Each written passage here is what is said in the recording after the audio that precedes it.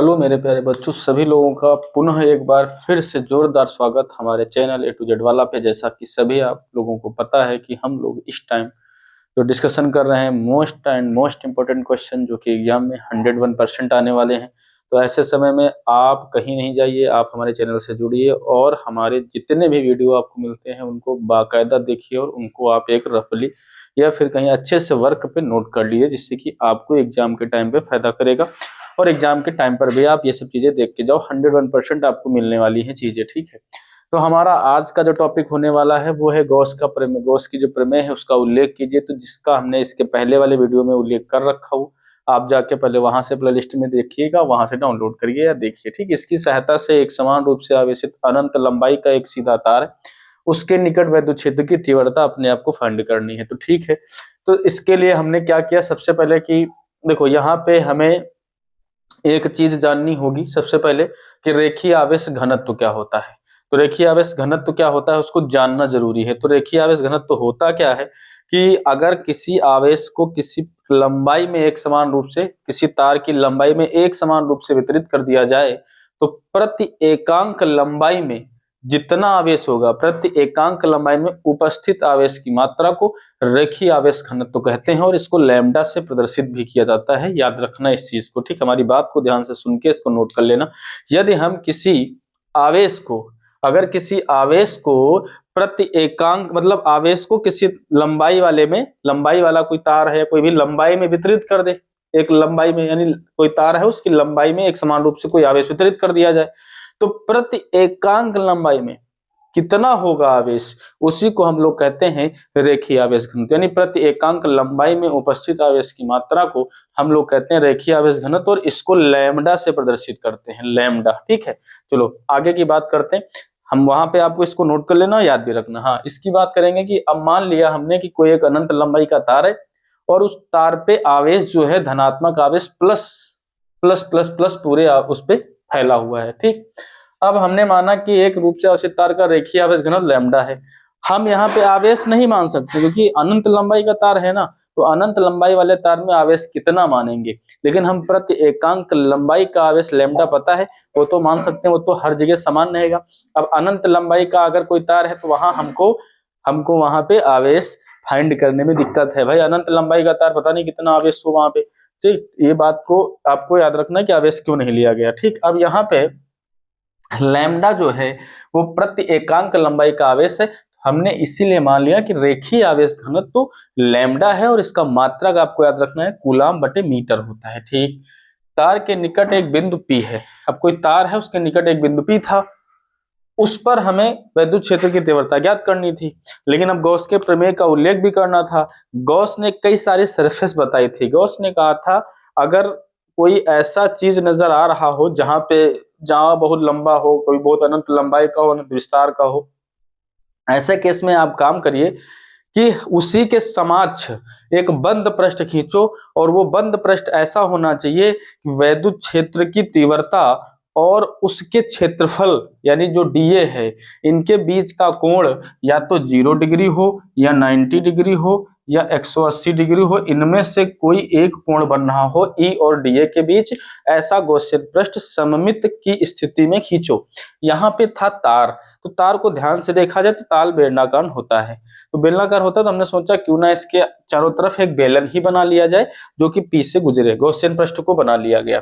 तो ऐसे केस में हमने गॉसियन पृष्ठ एक बनाया जो पी से होकर भी जा रहा है और एक बेलन हमने मान लिया और इसकी लेंथ को मान लिया गया एल, ठीक। वही लिखा हुआ है कि क्या किया गया, बिंदु पी से होकर जाने वाला एल लंबाई का एक समक्ष गॉसियन पृष्ठ बेलनाकार पृष्ठ खींचते हैं, ठीक। ये हमने कर लिया। अब इस पृष्ठ पे यानी जो बेलनाकार पृष्ठ माना गया, इस पृष्ठ पे देखो इस पृष्ठ पे हमको कितने पृष्ठ मिल सकते हैं, एक तो पृष्ठ हमको ऊपर मिल सकता है, एक तो ऊपर पृष्ठ। देखो तार अगर धनात्मक आवेश है तो आपको पता है ये तार है, इस पर सब धनावेश धन, तो इससे निकलने वाली जो वैद्युत क्षेत्र की दिशा इधर इधर होगी, तो इधर बाहर की तरफ ऊपर की तरफ, यानी हमेशा जो दिशा रहेगी वो बाहर की तरफ रहेगी। तो यहाँ पे हमने ये देखा कि जो आपका ए की दिशा इधर है, डीए की दिशा इधर है, यहाँ पे अगर कोई पृष्ठ लिया जाएगा तो सरफेस की दिशा हमेशा लंबवत की होती है, लंबवत। यहाँ पे जो क्षेत्रफल है ऊपर की तरफ होगा, लेकिन प्लस आवेश था तो ई की दिशा इधर ही होगी, तो ई और डीए के बीच 90 का एंगल बन जाएगा। तो ई और डीए के बीच 90 का एंगल, तो फ्लक्स हो जाएगा 0, फाई बराबर ई डीए कॉस थीटा होता है, कॉस 90 की वैल्यू 0। तो यहाँ से तो कोई भी फ्लक्स मिलने वाला नहीं है। सेम नीचे का भी पृष्ठ लिया जाता तो यही स्थिति होती। तो इसका जो सरफेस है, सरफेस यानी जो ये कर्व्ड सरफेस एरिया है, यहाँ पे एक जो है खंड अवयव डीए माना गया, और यहीं से निकालने वाला हमको विद्युत फ्लक्स निकालना है। तो यहाँ पे लिखेंगे कि माना बिंदु P पर खंड अवयव डीए है, ठीक है। तथा P पर तीव्रता E जो है, E त्रिज्यता बाहर की ओर है, त्रिज्यता बाहर की ओर है, ठीक है, बाहर की ओर है, ठीक, बाहर की ओर है। इस स्थिति में E वेक्टर तथा डीए वेक्टर के जो बीच का कोण होगा, कोण थीटा बराबर कितना हो जाएगा, 0, क्योंकि दोनों की दिशा सेम हो जाएगी। तब हम लोग क्या लिखेंगे, तब हम लोग लिखेंगे भैया फाई, तब थीटा बराबर 0, तब खंड अवयव डीए से जाने वाला flux phi E, d phi लिख लेना, डी फाई, आगे लिख लेते हैं डी फाई, ठीक बच्चा, डी फाई लिख लेते हैं यहीं पे, flux d phi E is equal to E dot d A cos theta, E d A cos theta dot हटा दो, E d A cos theta हो जाएगा, और कॉस थीटा में थीटा तो 0 है, तो इस हिसाब से जो डी फाई ई आएगा वो कितना आएगा, ई डॉट डी ए, ठीक, ई डॉट डी ए आ जाएगा। ये छोटा सा खंड अवयव जो कि उसके वक्र पृष्ठ पे यानी कर्व्ड एरिया पे था, कर्व्ड सरफेस एरिया पे था। तो अब हमको क्या चाहिए, संपूर्ण वक्र पृष्ठ से होकर गुजरने वाला, हमको तो टोटल चाहिए ना, तो संपूर्ण वक्र पृष्ठ से गुजरने वाला या जाने वाला से गुजरने वाला फ्लक्स, ठीक है, phi E is equal to E dot A हो जाएगा, ई डॉट ए हो जाएगा। या ऐसा लिख लेंगे कि इधर तो हमारा समाकलन फाई हो जाएगा, ई का कुछ होना नहीं है, और समाकलन का निशान डी ए आगे लिख देना। आप यहाँ पे फिर से आ जाइए, आप फाई ई बराबर ई डॉट, जो डीए की वैल्यू है वो क्या होगी, अब चूंकि डीए छोटा सा वक्र पृष्ठ था, अब तो पूरा वक्र पृष्ठ लेना होगा। वक्र पृष्ठ का फॉर्मूला आपको पता है, वेलन का 2 पाई आर एच होता है, यहाँ लंबाई जो ऊंचाई है वो एल है, तो हो जाएगा 2 पाई आर एल। वो आगे लिख देना, चूंकि जो आपका कर्व्ड सरफेस एरिया है सी ए से है वो है 2 पाई आर एल, इसलिए अब अगर ये हो गया तो आप अब गॉस की प्रमेय यूज कर लो। गॉस की प्रमेय तो भी यूज करना ना, उसी का तो हमें उसकी सहायता से करना ही है। तो गॉस की प्रमेय से फाई ई की जो वैल्यू है वो क्या रखनी है, क्यू बटे एप्सिलॉन नॉट।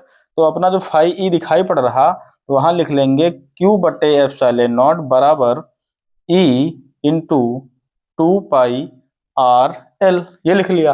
अब इधर आ जाते हैं अपन, अब हमको तो ई चाहिए ना, सबको उठा के इधर ले आना, तो ई बराबर, ठीक, इधर आ जाओ, ई बराबर 2 पाई आर एल पूरा नीचे आ गया, तो आ गया आपका क्यू बटे 2 पाई और एप्सिलॉन नॉट को एक साथ लिखो, 2 पाई एप्सिलॉन नॉट और पाई ये आर एल को एक साथ लिख लो, आर एल, ये हो गया। अब आपको याद है आपने अभी हमने बताया था प्रति एकांक लंबाई में आवेश की जो मात्रा होती है उसको लैम्डा कहते हैं। तो लैम्डा बराबर Q अपॉन L होता है। यहाँ Q अपॉन L जो लिखा है इसकी जगह पे Q अपॉन L की जगह पे लिख देंगे lambda 2 pi epsilon not R। ठीक, ये जो आया फार्मूला, ये किसका फार्मूला आया? ये आया आपका फार्मूला अनंत लंबाई के तार के निकट वैद्युत क्षेत्र की तीव्रता लैम्डा बटे 2 पाई एप्सिलॉन नॉट R। ठीक, और अगर चाहें तो इसको लिख सकते हैं 1 अपॉन 2 पाई को कर दें 4 पाई एप्सिलॉन नॉट और इधर कर दें 2 लैम्डा बटे R। तो ये भी हम लिख सकते हैं। ठीक, ये चीज आपको याद रखनी है और ये आपके लिए इंपॉर्टेंट होने वाला है क्वेश्चंस। तो इस तरीके से ये एक मोस्ट इंपॉर्टेंट क्वेश्चन जो लगता है इस बार हाँ एग्जाम में आने के चांसेस हैं, कई बार पूछा गया है, कई बार पूछा गया, रिपीटेड क्वेश्चंस हैं और ये ऐसे हैं कि एग्जाम में आते ही आते हैं। तो फिलहाल तो एक अच्छा क्वेश्चन है, आप इस क्वेश्चंस को नोट भी कर लें और नोट करने के बाद आप जो है इसको रिवाइज करें और पढ़ें। कोई भी डाउट है, कोई भी आपके माइंड में है कि नहीं ये हमको बताना चाहिए, ये सर बता दीजिए, तो आप तुरंत कमेंट में लिखिए, आप उसको हमें बताइए। ठीक है, फिर मिलते हैं नेक्स्ट वीडियो में।